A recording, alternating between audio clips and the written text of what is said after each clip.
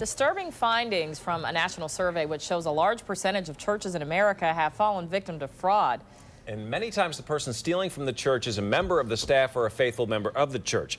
News 2 faith and ethics video journalist Jamie Tucker joins us with more. And Jamie, it comes as a surprise to a lot of people here. Well, it does, Neil. The people who are not surprised, though, are the pastors and the church administrators. The survey shows 85% of Catholic dioceses in the country have had at least one instance of having money stolen from the church. And the numbers are very similar across denominational lines. When you drop a bill or check into the offering plate, you expect your tithe to be used as you and God intended. But that's not always the case. Churches, large and small, have reported thefts from those donations, many times by a staff member or volunteer. It should surprise us, absolutely.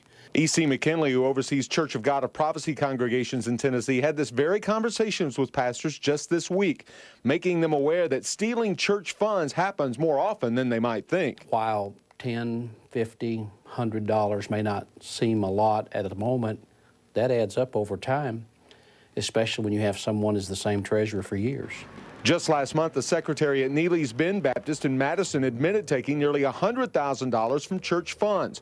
And 5 years ago, another secretary pilfered $400,000 from Crevewood Baptist. Christians are as susceptible to temptation, to selfishness, to greed, get into financial difficulty as anyone else. That's why many churches have made changes to their policies regarding who has the money, who counts the money, and how many people sign the checks. A few years ago, after a paid worker embezzled a Catholic congregation in Nashville, changes were made across the diocese.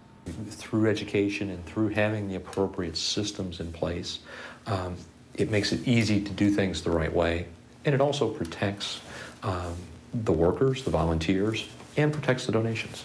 Changes were made at Crevewood, too. Now at least 2 people must be present to count the money, and more signatures are required on checks written on the church's account. And McKinley gets reports from every pastor, accounting for every dollar.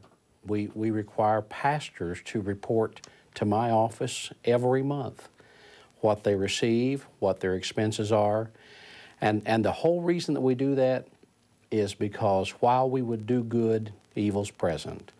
McKinley quoting from Paul there, and this happens across all faith. Just this week, yesterday, in fact, a former rabbi from Memphis was arrested for stealing more than $86,000 from his congregation in New Jersey. Neil? Pretty incredible. Jamie, surf on over to Jamie's blog if you want more information, faithandethics.com.